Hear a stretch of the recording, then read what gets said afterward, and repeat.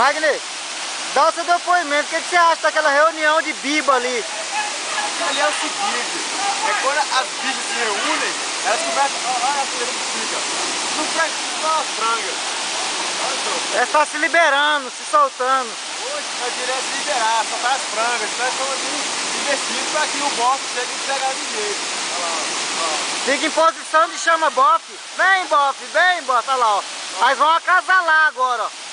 Tá acasalando. Agora, olha lá. Isso. Ei!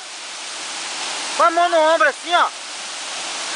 Olha lá, agora tá fazendo um Big Love. Baixou, olha lá, pegou no toco.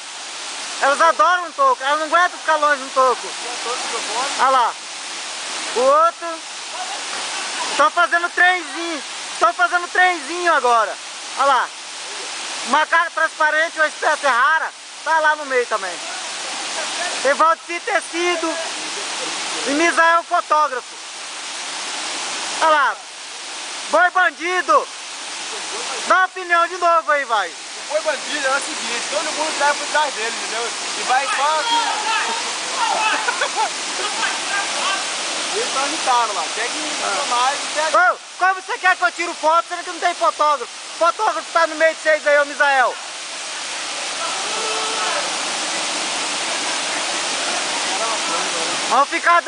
Vou parando por aqui porque a cena agora vai ser muito forte, proibida para menores.